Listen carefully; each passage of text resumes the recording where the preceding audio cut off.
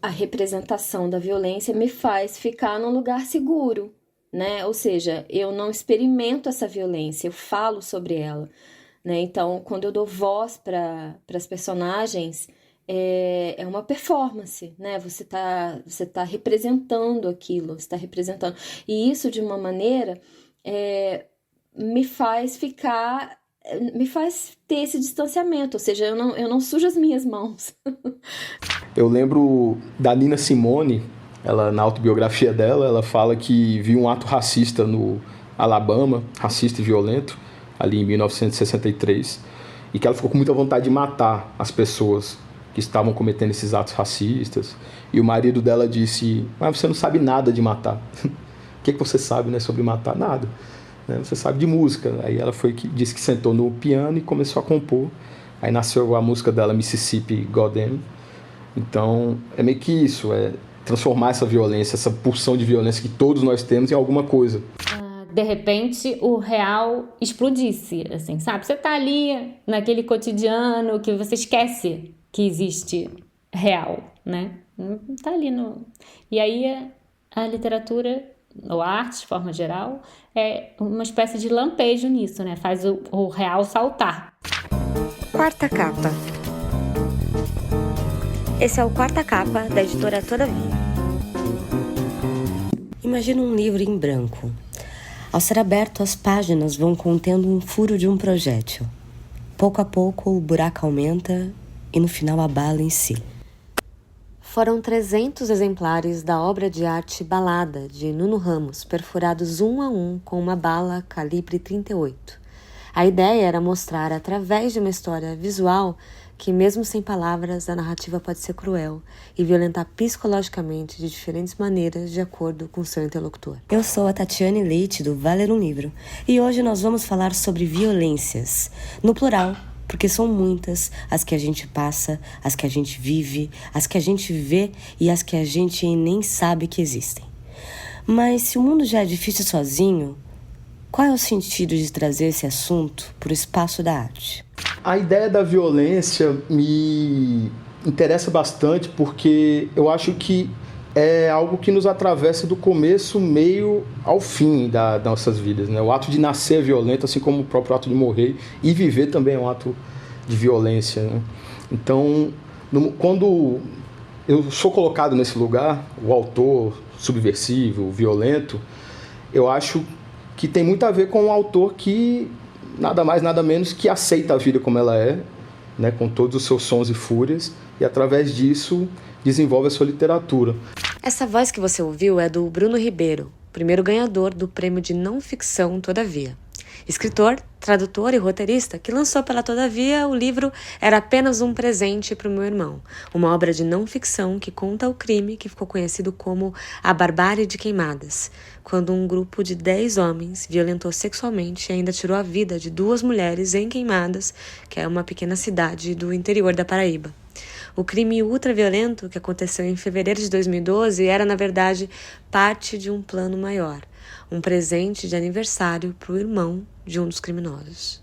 E como você vai pegar todo esse material humano e real, né, o oposto total da ficção, e articular isso numa linguagem jornalística, né, de literatura também. Então, é nesse sentido de botar a mão na lama, né, de você saber que esse trabalho de transcrever esses relatos em uma obra de arte, digamos assim, é de alguma maneira sujar suas mãos, porque você vai estar fazendo um trabalho de edição de várias falas, você vai estar de alguma maneira transgredindo muitas delas, porque você vai estar organizando isso num formato que, acho que a pessoa que lê vai gostar mais de ler dessa forma ou dessa forma. Então, é um processo doloroso, né?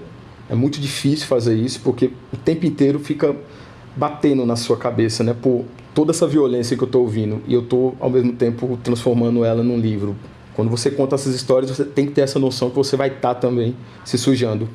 Bruno, que para além desse livro tem uma vasta obra que também tem como plano de fundo uma violência em sua narrativa, deixa clara essa imagem do autor que enxerga o ser humano em seu cerne. Porque para mim, as histórias que eu conto, até as de ficção, a violência, o meu interesse na violência é entender um pouco da origem delas, o que o que faz com que um tipo de violência dessas pode nascer. É isso que eu digo de se expor também, junto com as pessoas que você está expondo. Claro que nunca vai ser a mesma coisa, né? Essa ideia de equivalência, enfim, é inocente pensar nisso. Claro que essas pessoas vão estar se expondo bem mais do que o autor, mas de alguma forma você tem que se colocar nesse lugar também de visceralidade, sabe? De expor esse teu processo na escrita, de saber que você também, de alguma forma, tá dentro dessa violência toda ali.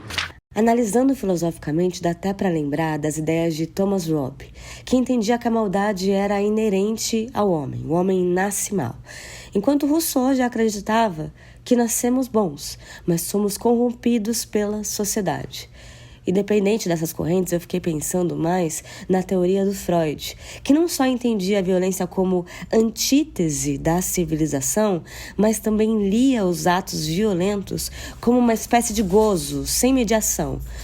Sabe aquilo que você pode fazer quando ninguém tá vendo? Eu gosto muito do ser humano, porque eu acho que a beleza do ser humano, a beleza em narrar o ser humano, vem precisamente desses tabus, sabe? Desses tabus, dessa violência, das coisas que a gente tem e que a gente quer esconder. Ainda que, às vezes, eu acho até que eu preciso para poder quebrar um pouco esse ciclo. Senão as pessoas vão achar que eu sou uma pessoa muito triste, mas na verdade eu não sou. Eu não sou mesmo, eu não sou. Essa foi a Nara Vidal, nossa segunda entrevistada de hoje. Escritora de, dentre outros, Sorte e Eva, esse último publicado pela Todavia, e agora ela lança um dos livros mais incômodos da sua carreira, Puro, uma obra bem curta, de 96 páginas, que é um soco no estômago. Quando a gente coloca na boca dos outros, a gente se distancia daquela violência, como se nós não fôssemos capazes, quando na verdade somos capazes. Mas quando colocamos aquela responsabilidade na voz de outra personagem, de uma outra pessoa, é como se aquilo deixasse um pouco de ser nosso para que a gente ficasse só observando aquilo. Quase que como se tirasse um pouco da gente a responsabilidade daquelas falas. Mas, interessantemente, quando esse livro saiu em Portugal, teve lá um lançamento e uma amiga minha, que é atriz, ela fez uma leitura.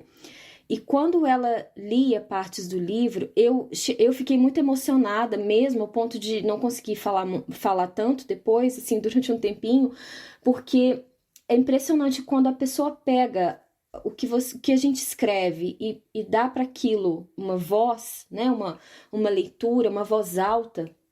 É quase que a gente não se reconhecesse mais naquela escrita. E ela pesa muito mais. Quando escrevemos sobre violência, é também uma maneira de elaborar sobre aquilo, né? Porque você retira um pouco de si, entrega para o outro, para que o outro, então, se organize ou se desorganize em relação à violência. Né? É uma maneira de distanciamento para tentar fazer sentido daquilo. No livro Puro, Nara conta a história de um vilarejo em Minas Gerais na década de 30. Lá vive Lázaro, um menino de 15 anos que é criado por 3 senhoras desde que foi abandonado quando bebê. Como vizinhos, Ícaro, um menino com deficiência, e Íris, uma mulher negra e doméstica. Misturando documentos reais e uma série de formatos diferentes, vamos conhecendo e explorando as raízes do movimento eugenista brasileiro. O livro se passa na década de 30, mas eu tô falando de coisas que eu me lembro crescendo nos anos 80 e ouvindo. Então, eu acho que é mais mesmo uma espécie de incômodo muito profundo que me dá vontade de tratar certos temas. Então, é muito interessante a gente pensar que essa história se passando na década de 30, ela reverbera ainda, ela tem ecos. Então, eu acho que por isso também essas coisas se repetem. A literatura também vai se repetindo nesse sentido, apesar de trazer o olhar fresco do contemporâneo. A gente escreve do nosso tempo, né? Então, a gente escreve a partir do nosso tempo, mesmo que seja algo marcado por um fato histórico, a gente escreve a partir... Quer dizer, a escrita ela vai precisar sempre do leitor para que ela se complemente. esse leitor que lida com o puro, por exemplo, ele é o leitor de agora. Então, como é que um livro assim bate no leitor de hoje, né? É interessante a gente pensar, né? Eu tenho visto algumas pessoas falarem, nossa, eu fiquei muito mal depois que eu li. E é muito interessante porque, sim, as pessoas ainda se sentem, ou seja, uma história que ainda merece ser dita outra vez. Mas, apesar dessa passagem do tempo ser clara, não é de hoje que a narrativa sobre a violência faz sucesso. Não à toa, temos imagens repetidamente lembradas, como a crucificação de Jesus, os inúmeros apedrejamentos populares, as mulheres queimadas em fogueiras na Idade Média, as cabeças decapitadas nas guilhotinas e tantos outros momentos que fazem parte do imagético popular e juntam pessoas ávidas por ver a violência com os próprios olhos. Então, assistir séries que têm esse tipo de conteúdo geram automaticamente no nosso cérebro a ativação de uma área chamada de área de recompensa. Então, todos nós temos, né, quando a gente realiza alguma coisa que a gente entende que é mais intenso, gera uma associação. Assistir uma série gera tensão, gera angústia, você fica vidrado naquilo ali, então também libera dopamina. E as pessoas, né, a cultura que a gente tem no mundo é uma cultura que busca sentir adrenalina. É quase como que uma forma de você anestesiar algumas questões tuas do dia a dia com uma coisa que é intensa. Aumento da frequência cardíaca, palmas suadas e um impulso de adrenalina. Essas são as possíveis respostas corporais a histórias que ouvimos com frequência. Possivelmente por isso, o gênero True Crime tem feito sucesso em todos os formatos que se propõem a contar crimes, às vezes em detalhes, tomando conta dos nossos ouvidos e olhos no decorrer do dia. Oi, Tati. Oi, convidados do Quarta Capa. Muito feliz em fazer parte do episódio. Aqui é a Paula Feb, escritora, psicanalista. E eu, inevitavelmente, vou pro lado da psicanálise quando eu preciso falar sobre violência ou sobre perversão, né? Porque eu acho que explica muito sobre nós. E a primeira autora que eu posso citar é Elizabeth Rudinesco, que ela escreveu A Parte Obscura de Nós Mesmos, em que ela fala sobre essa nossa perversão em comum, não a perversão como estrutura psicanalítica, mas sobre esse lado que todos nós temos, né? E esse prazer que nós temos em ler algo violento ou assistir algo violento, enfim, consumir algo que vá para esse lado. E que, na verdade, seria uma maneira da gente lidar com esse nosso lado mais pesado que a sociedade não vai acolher e não pode acolher, né? A gente não pode simplesmente ser violento a nosso bel prazer, né? Então, por conta dessa organização estrutural, a gente acabaria consumindo esses conteúdos para ter esse acolhimento desse nosso lado mais perverso, né? Enquanto isso, Freud também associa esses impulsos violentos às nossas pulsões de autoconservação, que seria nada mais do que para a manutenção do indivíduo e para a afirmação da nossa existência, né?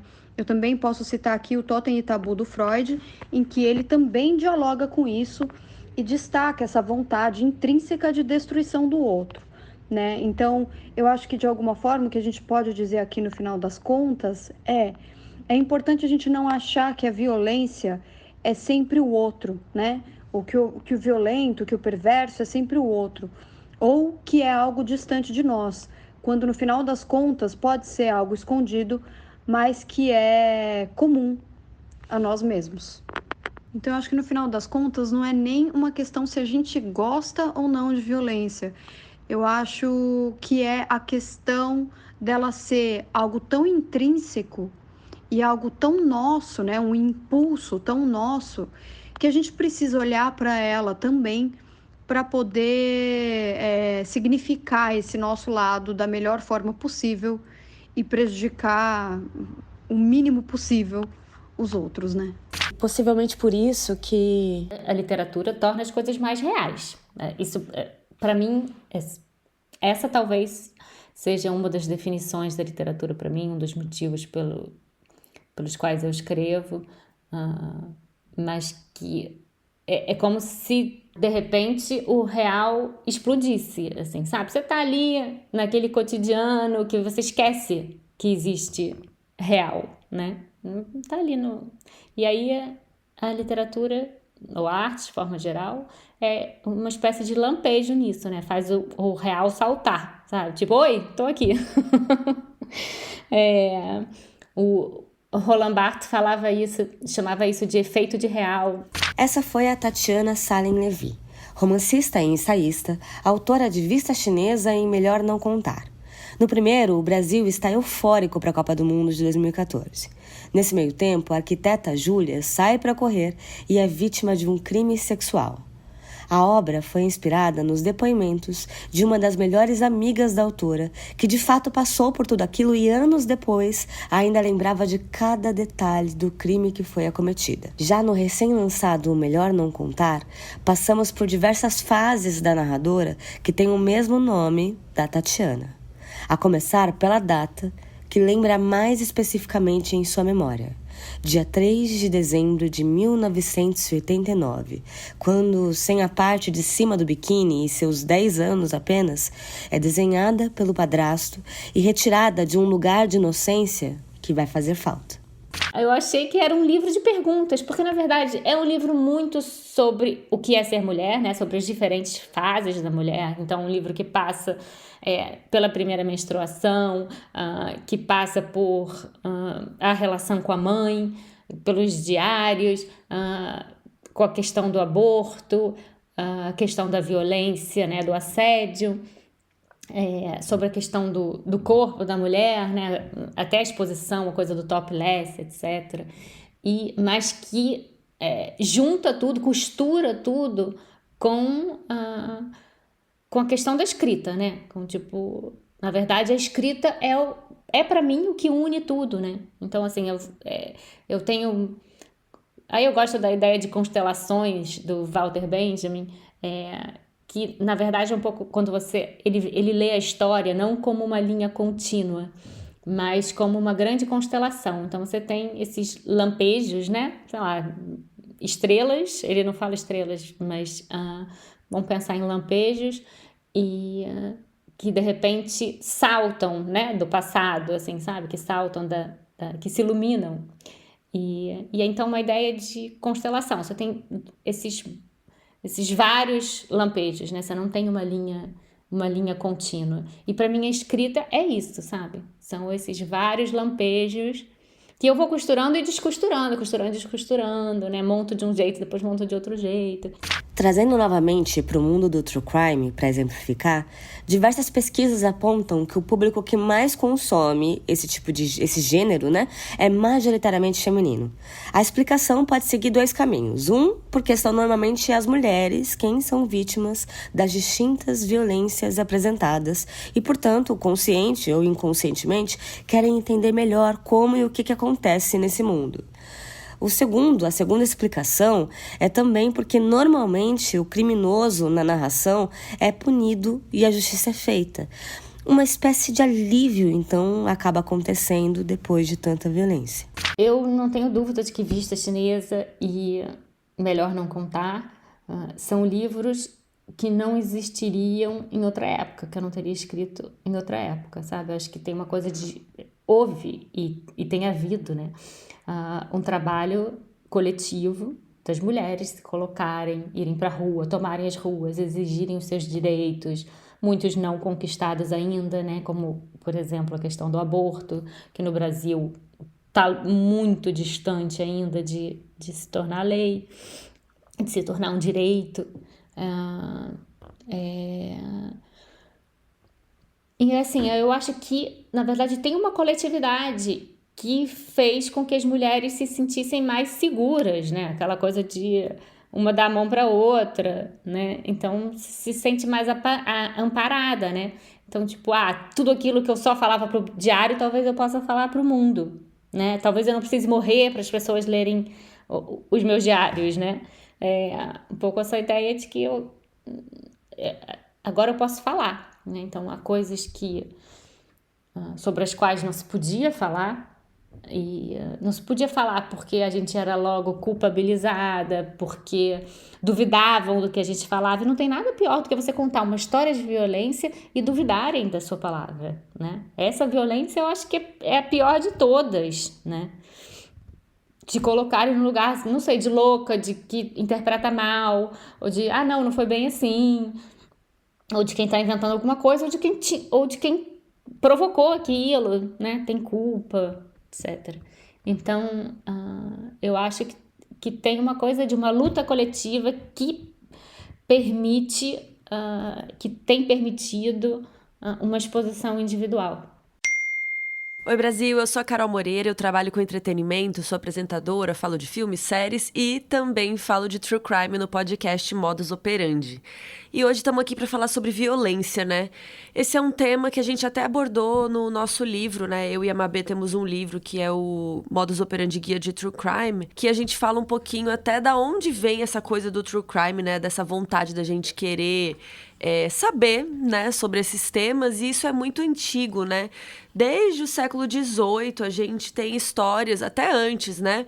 Mas assim que a gente tem documentado, a gente tem histórias de panfletos já que eram feitos para avisar de quando tivessem execuções, falando do crime da pessoa, tinha até uma ilustração da pessoa, que chamavam Execution Broadsides, né?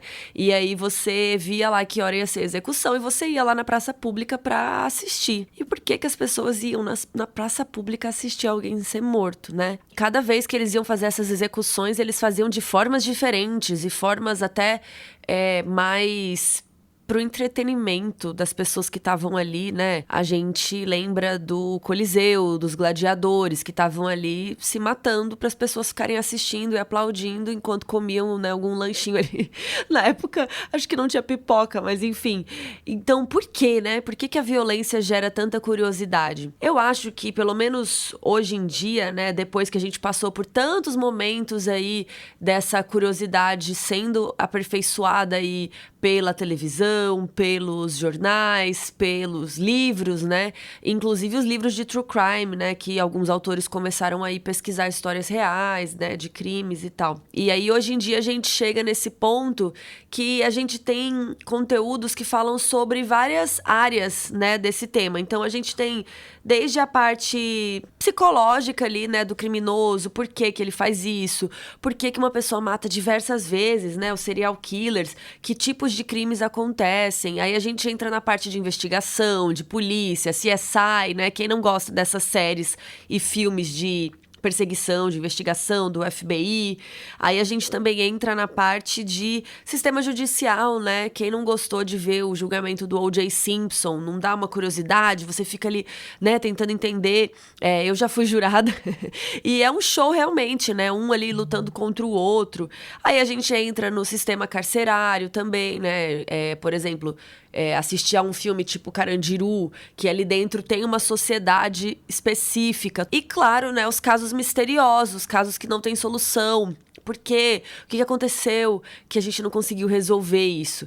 A violência e o crime, de forma geral, eles geram curiosidade na gente porque eles envolvem temas que são interessantes e coisas que muitas vezes a gente não vê na nossa vida, né? Aqui nós, civis, seres humanos comuns, digamos assim, né, que não trabalhamos na polícia, enfim, com esse tema, a gente não está acostumado a ver essas histórias. Então, isso gera muita curiosidade e é um tema que eu gosto de chamar de infotenimento, porque é informação, a gente está aprendendo muito, mas também, de certa forma, hoje em dia virou um entretenimento. Então, é uma mistura ali dos dois. Acho que é isso. São muitas vertentes aí, mas espero ter ajudado vocês.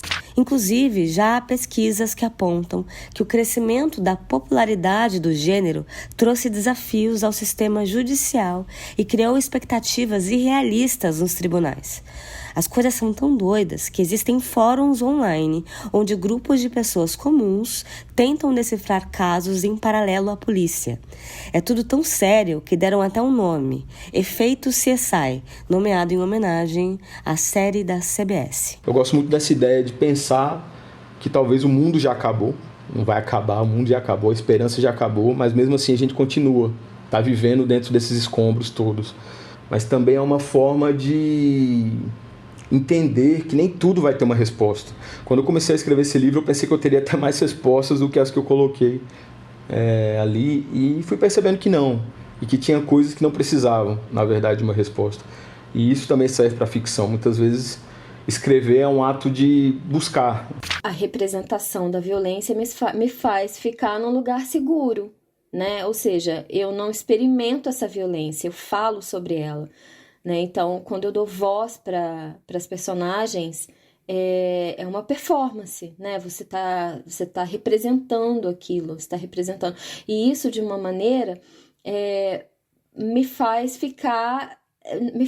ter esse distanciamento, ou seja, eu não sujo as minhas mãos, né? Quem suja as mãos são as personagens. Então, isso é muito interessante, porque isso, de certa maneira, acaba me pacificando de uma forma ou outra, né? Estando longe dessa violência, no sentido de elaborar sobre ela de uma forma que ela seja representada, né? Eu acho que a literatura tem essa questão, né? A representação.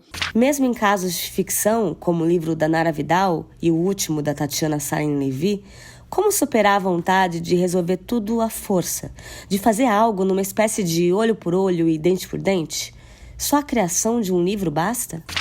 Não adianta só a violência pela violência. E a violência, ela tem uma força muito de libertação, né? O Frantz Fanon falava isso, que essa violência, ela tem um projeto de libertação, mas essa violência se esgota no vazio. Ela não vai te dar o que você espera no final das contas. Parece que sim, porque é uma catarse, né? Então você sente um certo alívio nessa catarse, mas não funciona. Então, uma coisa que eu busquei colocar no livro de Queimadas ali foi o que eu venho buscando também, eu acho, né? Que eu venho conseguindo nesses outros livros, que é essa ideia de transformar essa violência brutal em algo que faça você ter um mínimo de independência, que ela possa também não se esgotar em si, de alguma maneira, que ela possa ser uma libertação não só catártica, mas algo a mais do que isso, sabe? É o que Isânia, no livro de Queimadas, chama de luto em luta, né? Você transforma essa violência em algo um pouco mais útil mesmo, não só para a sociedade, mas para você, no final das contas. E entender que você não é um matador também, né? No final das contas, né? A gente pensa assim, mas fala, putz, eu mataria essa pessoa, né? Vou te dar uma arma agora, vai lá e mata ela. Eu lembro da Nina Simone, ela, na autobiografia dela, ela fala que viu um ato racista no Alabama, racista e violento, ali em 1963, e que ela ficou com muita vontade de matar as pessoas que estavam cometendo esses atos racistas. E o marido dela disse, mas você não sabe nada de matar. O que você sabe, né, sobre matar? Nada. Você sabe de música. Aí ela disse que sentou no piano e começou a compor. Aí nasceu a música dela, Mississippi Goddam. Então, é meio que isso, transformar essa violência, essa pulsão de violência que todos nós temos, em alguma coisa. Eu acho que realmente ela me deu uma força, assim, sabe? Me deu uma coragem que eu precisei para escrever esse livro. Eu acho que, assim, de forma não panfletária, também não tão consciente, mas acho que era um desejo, assim, de que essa história não se repetisse, né? Como se escrever a história pudesse, de alguma forma, impedir a sua repetição, né? Ou pelo menos fazer algo para que se repita menos, né? E eu acho que realmente falar sobre a violência é fundamental para ela não ser repetida. No final, o que é violência para você? Ninguém questiona, mas por que esse homem está falando disso? Por que ele está contando essa história? E homens contam histórias violentíssimas, né? De guerras intermináveis, assassinatos. Mas tudo bem, pode falar. Essa violência aí não incomoda. Mata milhares de pessoas, guerras o tempo todo, matando milhares e milhares, às vezes milhões de pessoas. E essas histórias, elas podem ser contadas, porque elas são construídas, vividas, experimentadas pelos homens e narradas pelos homens, né? Aí, de repente, quando você entra com uma menstruação, ninguém quer ver aquele sangue, meu Deus, que nojo daquele sangue, né? Agora, assim, o sangue numa guerra, assim, Hollywood está cheio de sangue. Aí, tudo bem, né? É legítimo. Então, acho que é um espaço ainda que a gente está que a gente está cavando, né? Que a gente está cavando, assim, uma coisa meio tipo, olha, agora vocês vão ouvir as nossas histórias, que elas também importam, que elas também fazem o mundo, elas também são a vida, né? Não, inclusive, fazem muito mais parte do cotidiano do que essas histórias de grandes heróis e tal. Sobre o que é o livro, afinal, me pergunta G. As respostas costumam variar. Hoje eu diria sobre o sangue que sai da minha buceta, de todas as nossas bucetas. O sangue da primeira menstruação, do parto, do aborto, da violência sexual. O sangue com o qual lidamos tantas vezes ao longo da vida e do qual vocês têm tanta repulsa.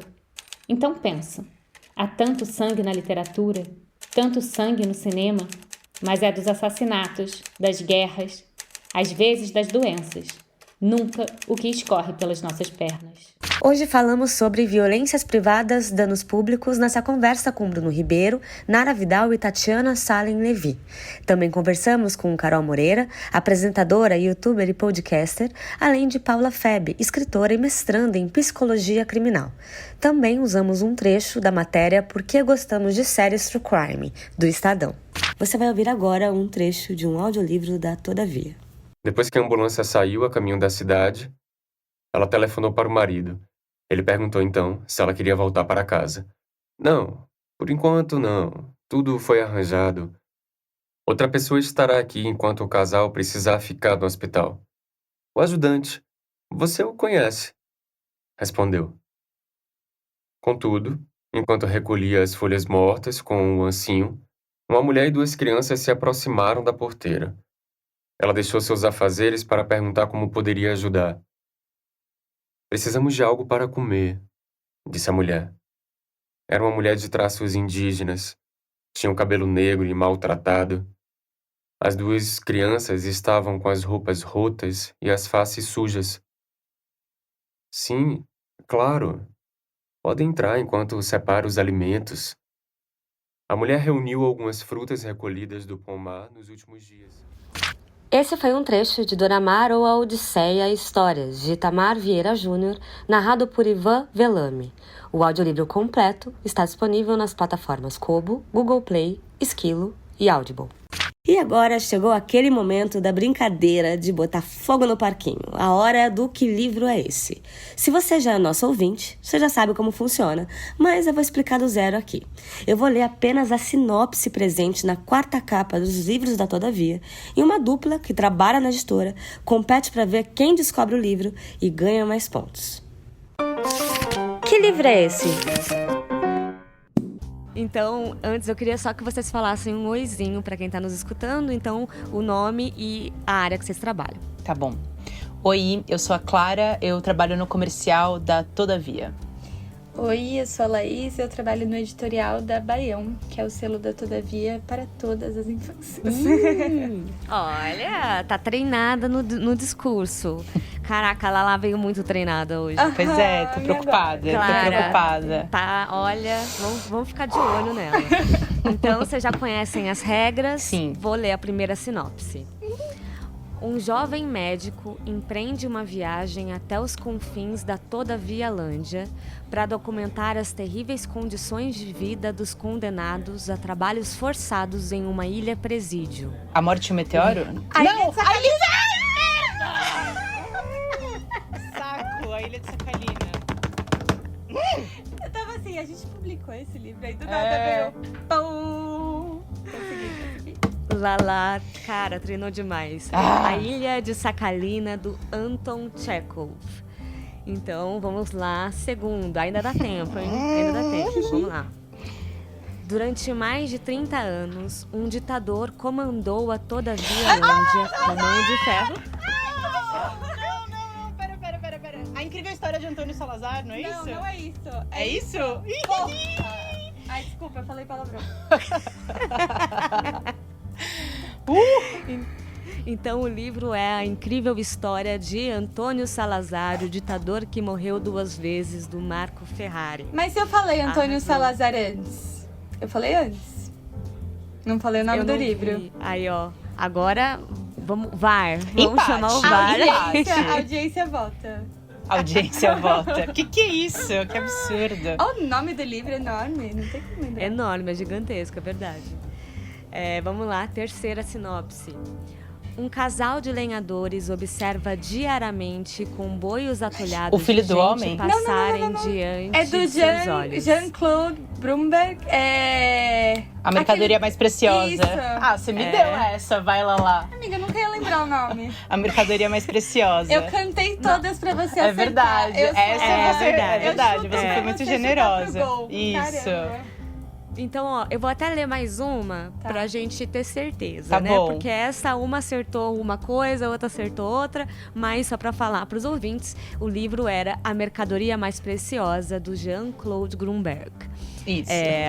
Nossa, eu Próximo. fui ainda mais fina, né? Foi, amiga. Caraca, nossa, você foi direto no autor, que é o mais difícil. Exato. Você reclamou do mereço. título gigante do anterior e agora acertou um Pois nome é. super difícil. Gente, eu tenho deficiência de vitamina B12, minha memória é ruim.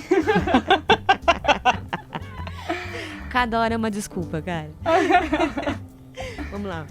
Conforme o mundo à nossa volta se torna mais tecnológico, nosso entendimento sobre ele parece diminuir. Essa tendência é reforçada pela crença de que seria possível compreender a nossa experiência através da computação. A máquina e que do o acúmulo caos? de dados... Maneiras de Não. ser? E que o acúmulo de dados A será novidade das suficiente para trevas. Porra. Injusto. A outra gravação eu tinha ganhado, tá? De 2-1. Só quero deixar registrado aqui para o público. Essa revanche não é justa. Muito bem, parabéns, Temos Lala. aí... Parabéns, Lala. Eu ganhei, eu acertei A todas. Clara acaba com tudo e fala parabéns. Parabéns. Ela tá me batendo. Mentira. Parabéns às duas. Olha, de fato foi a mais acirrada até agora. Pois é. Tá? De todas. E a gente vai fazer uma outra revanche, tá, Clara? Não se preocupa. Muito bem, então tá. Aguardarei ansiosamente. Fechou. Fechado, Obrigada, gente. Tati. Muito obrigada. Tchau, Obrigada a obrigada, vocês. beijo. Chegamos ao fim de mais um episódio do Quarta Capa, o podcast da Todavia. Se você quiser ver as artes que eu citei e também conhecer outros livros que falam sobre o tema, segue a Todavia no Instagram, é @todavialivros. E não esquece de seguir a gente para ser avisado quando o próximo episódio for ao ar e também dar aí as suas estrelas. Eu sou a Tatiane Leite e a gente se vê na próxima quinzena. Esse é o Quarta Capa, Tchau. o podcast da editora Todavia. A apresentação, roteiro e direção foram feitos por mim, Tatiane Leite. Vinheta e edição de Maurício Caetano. A gente se vê na próxima quinzena. Tchau!